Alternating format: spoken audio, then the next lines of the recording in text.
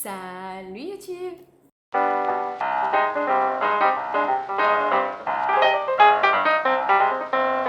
Aujourd'hui, je te retrouve dans une vidéo, mon top 5 des dessins animés que je préfère parce qu'ils ont un beau message et parce qu'ils ont des personnages très bien travaillés au niveau psychologique, tout simplement. Je vais commencer par le cinquième et je vais remonter jusqu'au premier. Donc du coup, c'est parti! Mon cinquième dessin animé préféré, c'est Les Noces Funèbres. Les Noces Funèbres de Tim Burton, j'aime vraiment beaucoup ce dessin animé. Il y a un message derrière pour moi. Il y a l'acceptation de la différence. Il y a une histoire d'amitié plus que d'amour en fait au final dans ce film que j'ai trouvé très belle, magnifique. Alors si vous connaissez pas le film, donc c'est l'histoire d'un jeune homme qui doit se marier avec une jeune fille et finalement il tombe très amoureux de cette jeune fille et il va se passer quelque chose parce qu'il y a le trac, etc. Donc il part dans la forêt et il s'entraîne à faire ses vœux pour épouser cette jeune fille. Et il se passe quelque chose quand il met l'anneau sur une branche qui en fait se révèle n'être pas une. Voilà, je vous laisse aller découvrir la suite du film,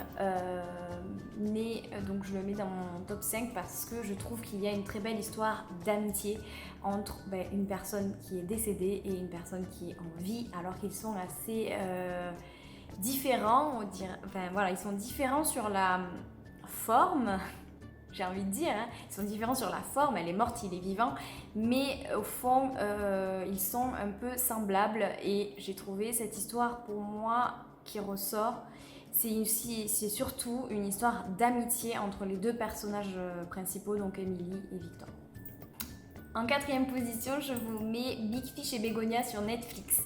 Donc je vous invite vraiment à aller voir ce film, il est magnifique. J'ai adoré les dessins, j'ai adoré l'animation, j'ai adoré les musiques, vraiment j'ai adoré l'univers. Il est vraiment magnifique. C'est un film très beau. Donc je vous invite vraiment à aller le voir. Donc pareil, il y a une très belle histoire fraternelle. Voilà, en fait on va avoir beaucoup d'histoires qui s'entremêlent, de légendes, etc. Et je trouve ça très beau.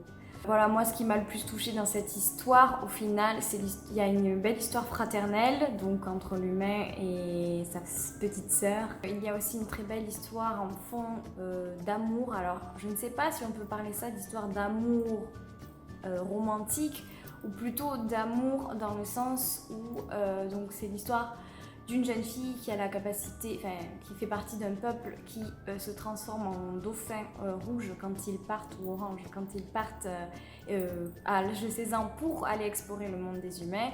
Et en fait, elle se coince dans un filet et c'est un humain qui la sauve. Et en fait, elle panique, elle lui donne un coup de queue et cet humain meurt. Et donc du coup, toute l'histoire va être autour du fait que comme il lui a sauvé la vie, elle a envie de lui sauver la vie.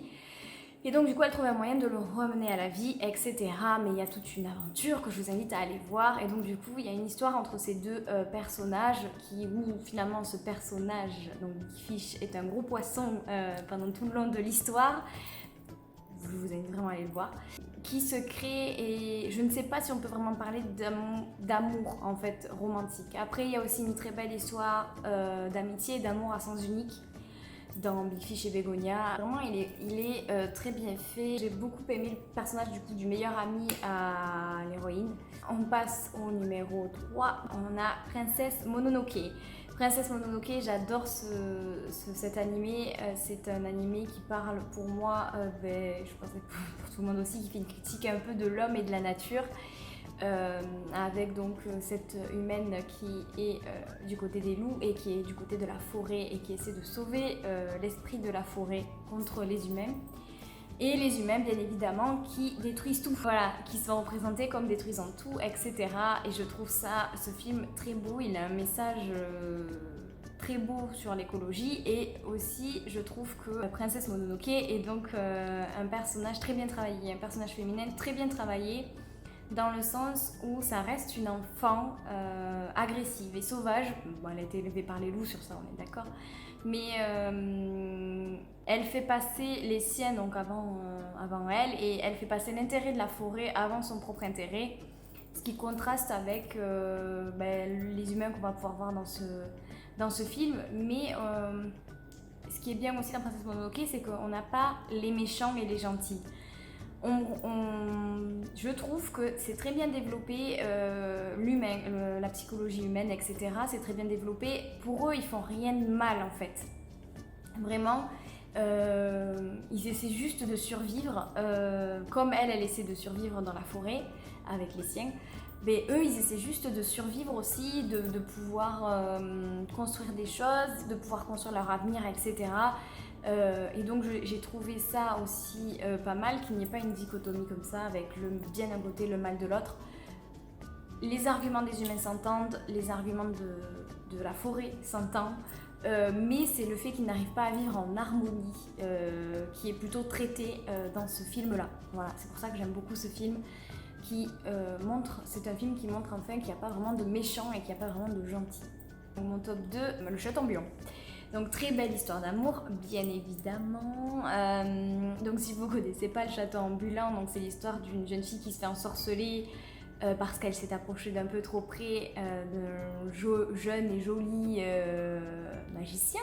Hein, voilà, donc elle s'est fait maudire par une autre sorcière pour ça, et donc elle va finir par trouver ce château qui déambule, et elle va donc rencontrer les personnages dans ce château, etc.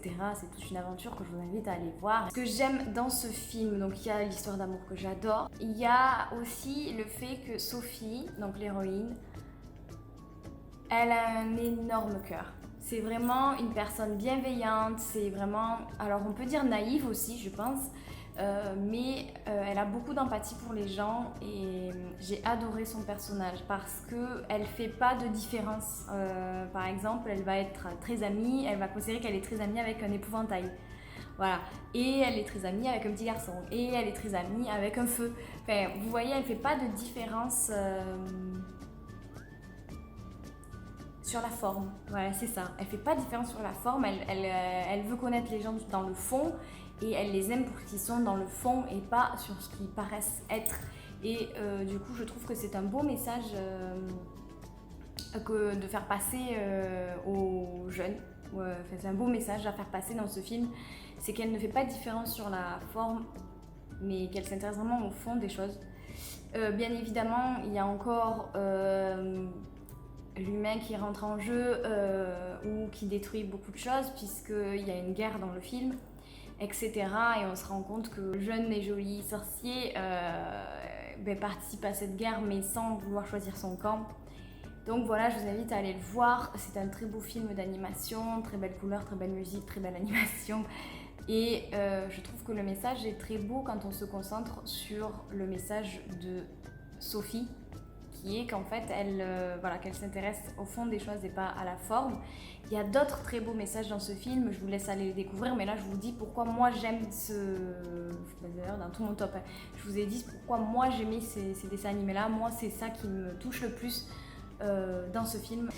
Mon numéro 1, mon préféré, c'est La Petite Sirène. Alors La Petite Sirène, j'étais toute petite quand je l'ai vue la première fois et c'est resté mon dessin animé préféré. J'adore La Petite Sirène, alors parce qu'elle vit dans l'océan et qu'elle a une queue de poisson, bien évidemment, mais surtout j'aime le fait qu'elle soit... Alors je sais qu'il y a beaucoup de critiques parce qu'on dit ouais, elle s'est barrée de chez elle pour un mec, etc. Elle a tout abandonné pour un mec, nani nana.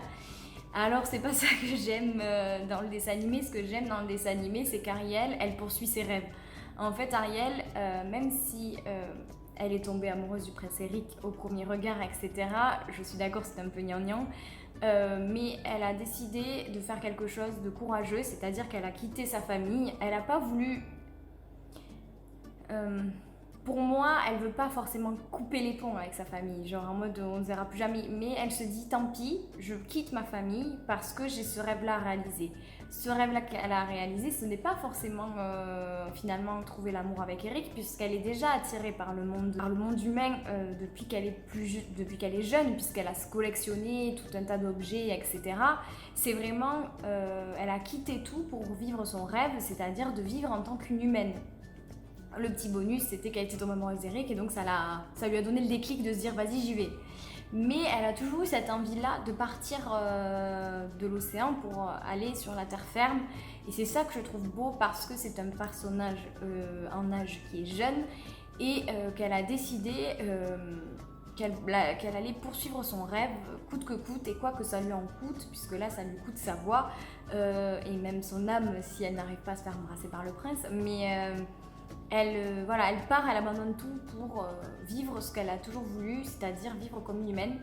Donc je trouve ça très beau. Je trouve que Ariel c'est quelqu'un de déterminé, c'est quelqu'un de têtu, voilà, mais elle reste aussi très humaine et très ouverte et très empathique envers les gens, sauf envers celui-là, bien évidemment. Même si je ne me cale pas sur Disney, que je me cale sur une autre histoire qui est, je crois qu'elle se fait couper la langue, etc., et qu'elle devient écume, on voit aussi dans l'histoire véritable où elle devient écume que elle avait le choix de tuer le prince, puisqu'il tombe amoureux d'une autre, et qu'elle ne le fait pas. Elle préfère mourir elle que tuer la personne qu'elle aime, et ça aussi je trouve ça très beau, alors d'autres diront que c'est nul, que c'est gnangnan, et que bien évidemment faire passer sa propre vie pour un mec c'est nul, mais en fait pour moi c'est plutôt le message qu'elle fait passer les autres avant elle, parce que je pense que ça aurait été tu dois tuer ta soeur, elle ne l'aurait pas fait non plus, tu dois tuer ton père, elle ne l'aurait pas fait non plus. Elle fait passer les gens qu'elle aime en priorité et c'est ce que j'aime chez elle. Je trouve que voilà, c'est une personne déterminée, têtue, et qu'en plus voilà, elle fait passer les gens qu'elle aime en priorité, et je crois que c'est parce que je me reconnais beaucoup en elle en fait que j'aime beaucoup cette héroïne, et que je trouve qu'aucun dessin animé n'a vraiment détrôné pour moi Ariel, même si on a des très belles princesses ensuite dans Disney, comme par exemple Rebelle, qui est, je trouve, une princesse tellement indépendante et forte, et voilà, et on voit aussi sa sensibilité et sa fragilité dans le film. Voilà, pour moi Ariel c'est vraiment ma princesse préférée de Disney, et c'est mon dessin animé préféré de Disney, parce que j'adore aussi les personnages que je trouve drôles pour certains, donc ils sont là pour ça, hein, pour dédramatiser je pense un peu l'histoire aussi. Voilà. Donc c'était mon top 5 des dessins animés que je préfère, avec un peu mon analyse vite fait, hein, vraiment très vite fait, de chaque dessin animé, de pourquoi ça m'a plu, quel message pour moi il y a derrière aussi. Je vous invite à partager en commentaire vos dessins animés préférés, un top 5, un top 10, un top 6, comme vous voulez. N'hésitez pas donc à me les mettre dans les commentaires, à me dire aussi pourquoi vous les aimez bien. N'hésitez pas aussi à me dire si vous êtes d'accord, si vous connaissiez tous les films que je vous ai mis dans ce top.